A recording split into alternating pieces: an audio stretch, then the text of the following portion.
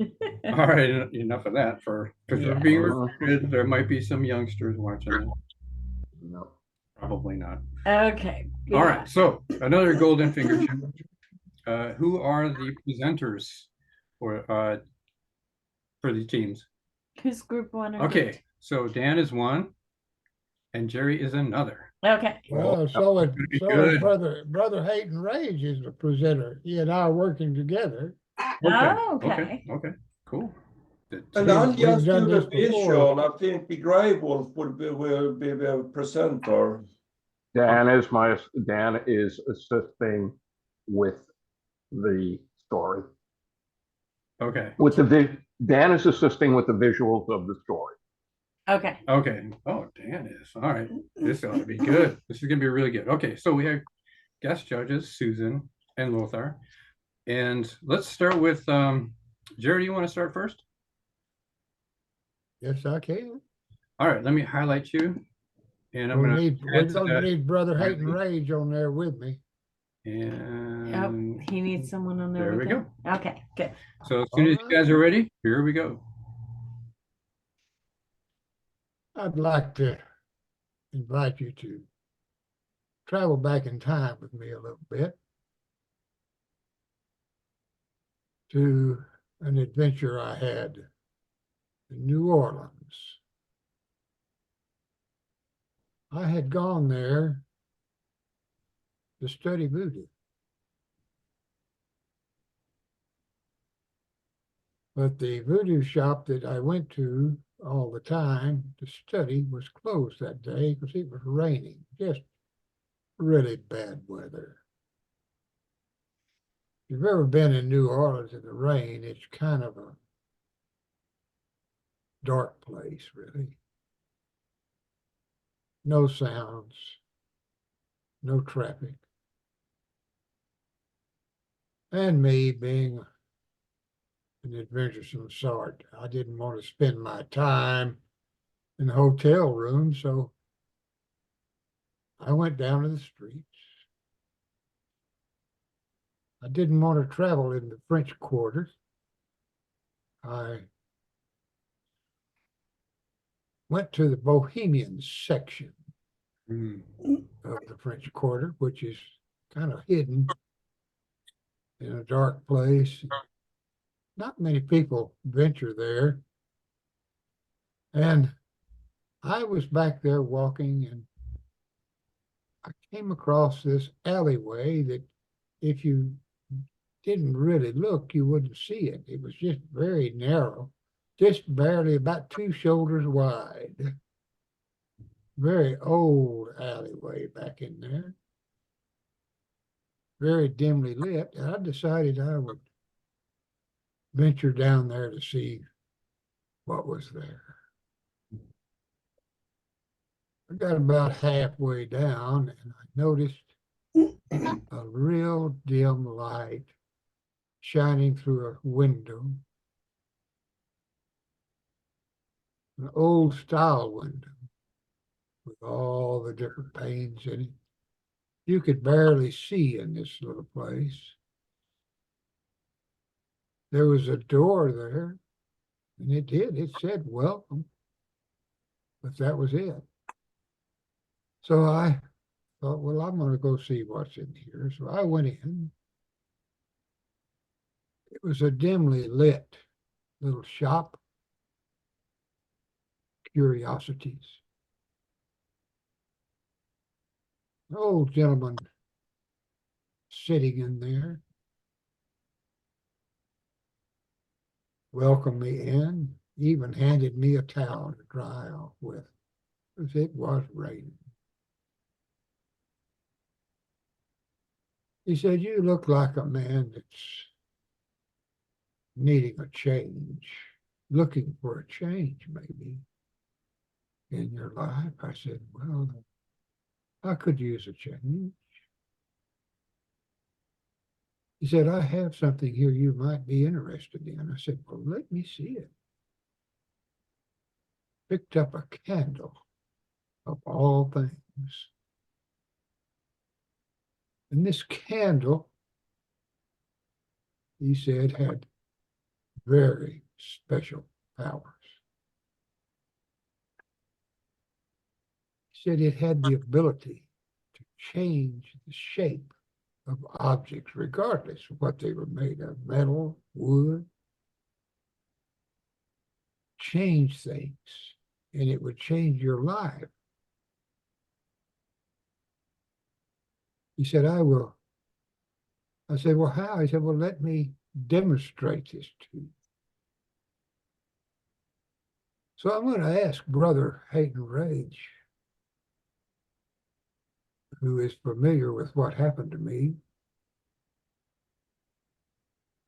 demonstrate what this old man demonstrated to me, and see if it affects you the way it did me.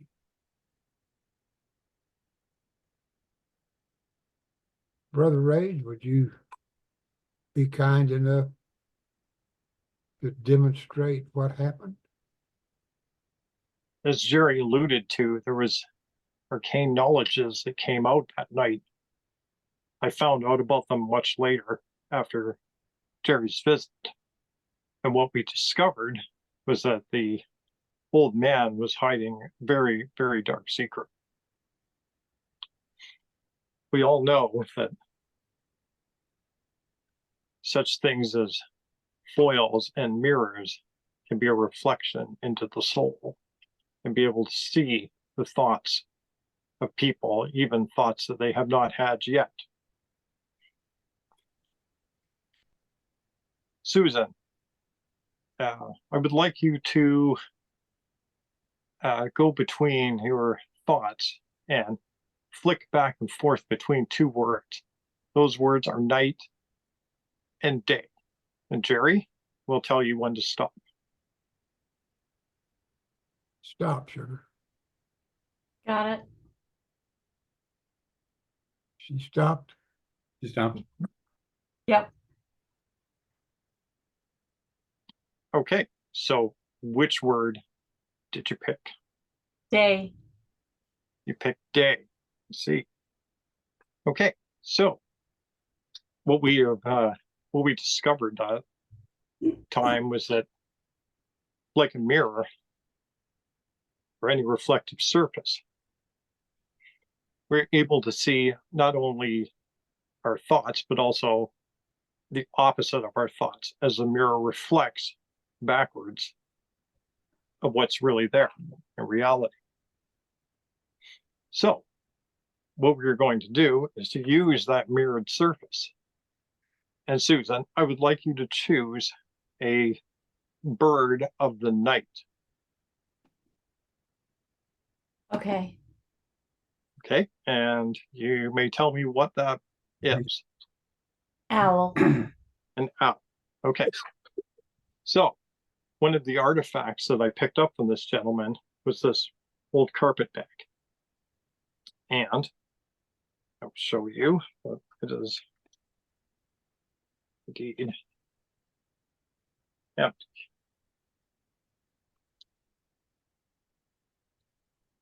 Now, what we will do with this bag is I'm going to insert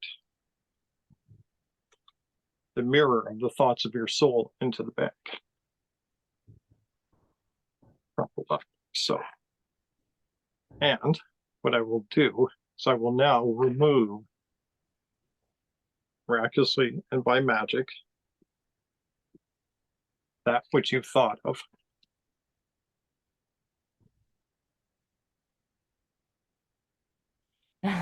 This is the candle that comes out of the magic shop.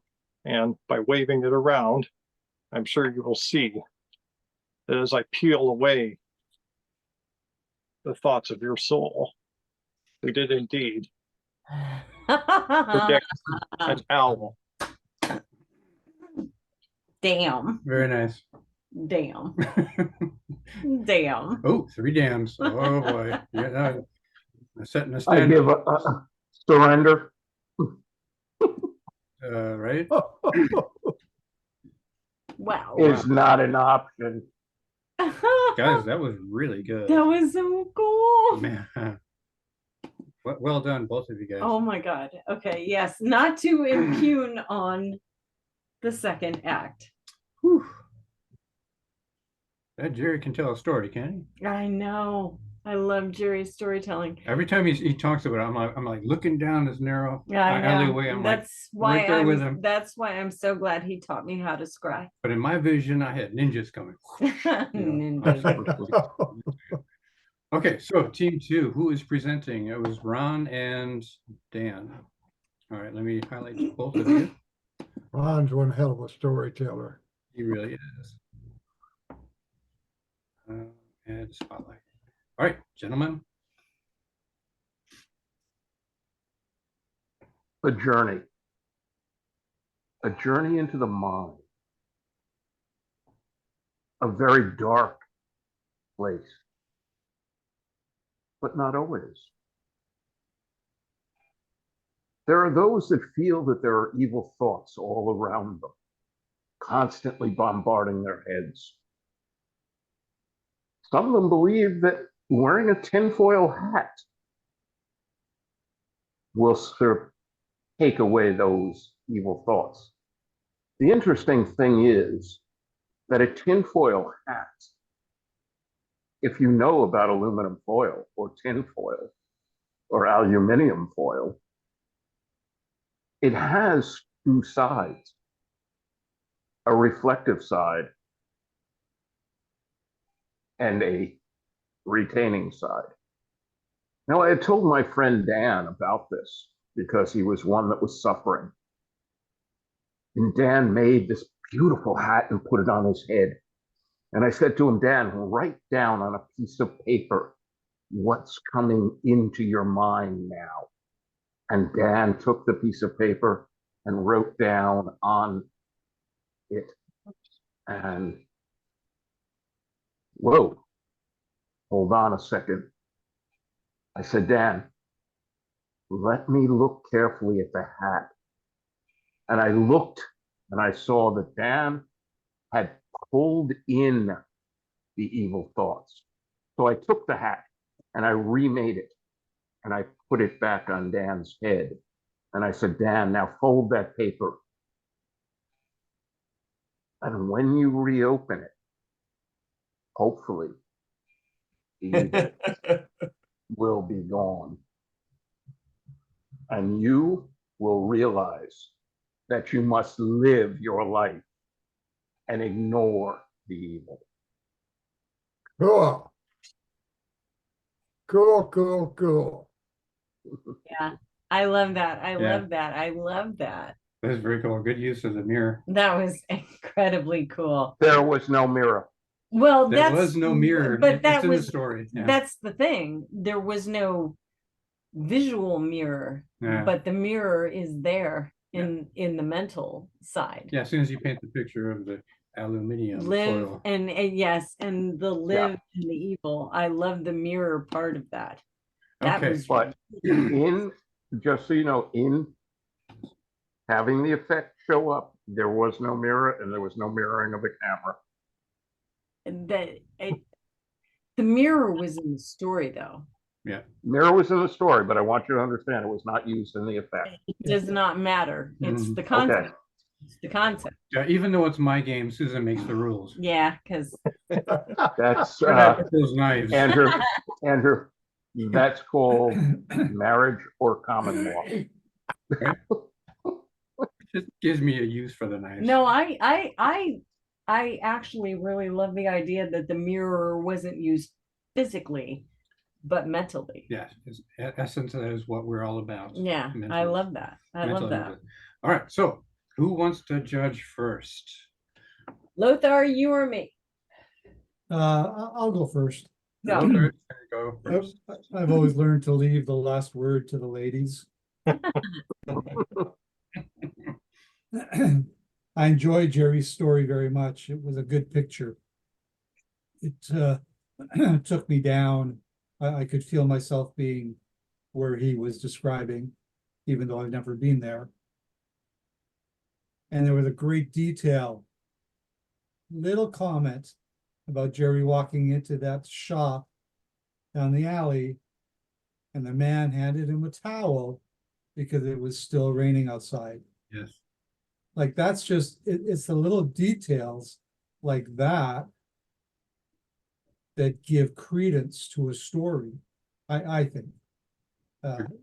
It's a little detail that could easily have been left out. But to have it in there, I thought was, whoa. It was wonderful. It was wonderful. Thank you, thank you. Yep. Yeah. The unfortunate part is Brother Hayton Rage's bag was out of screen when he was doing the magic, which is unfortunate. And I understand the setup, so we could imagine what was going on. Yeah. So that's fine. With Ron and Dan's story, much shorter, much more to the point, but the magic was really clean. Mhm. That was just such a nice visual. Could be done anywhere at any time. Just really, so it's a tough decision, It's always It- tough. Always a tough decision. right? Always tough. If I have to give my mark to choose one, I would go with Dan and Ron, just because of how clean a visual the change was from evil to live. It Okay. wasn't, you could have gone evil to good, and it wouldn't have been nearly as strong, I agree. right? You're using the same letters and they just rewrite themselves, as it were. Yeah. So my vote goes to them this time, sorry. All right. So we're No need to be sorry. I usually have to be the only one to choose. So All right. This time it's Susan. I agree 1,000% with everything Lothar said about both. I really do. And I love the fact that group 2 had a mirror Mhm. image without showing a mirror image. I think that was really, really cool. On the other hand, I am a big storyteller, a big story reader, and I always fall for the telling of the tale. And when Jerry told the tale,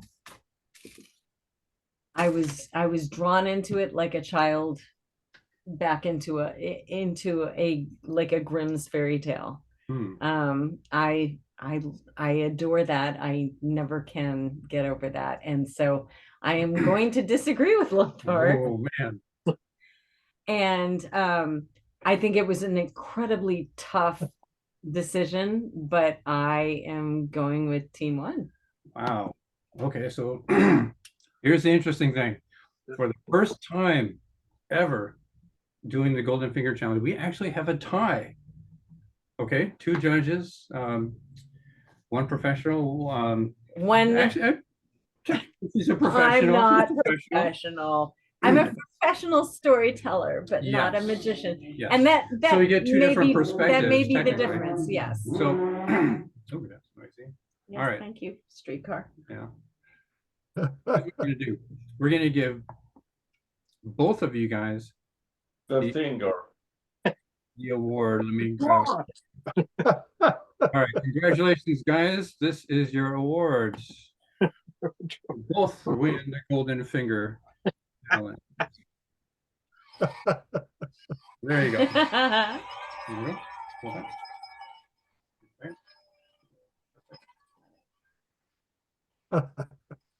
Yeah, two winners. That's really I rare. know. For me. Really cool. All right, knock it. Knock it. Let's close it. Everyone's a Congratulations, winner. Ron. All right, so we have Congratulations. Golden Fingers. Congratulations, guys. These are your awards, and we're happy to keep them for you. I do have to say, I loved both aspects. Yeah, they were really good. Let me turn this off here. I'm gonna stop the recording. Yeah. Okay.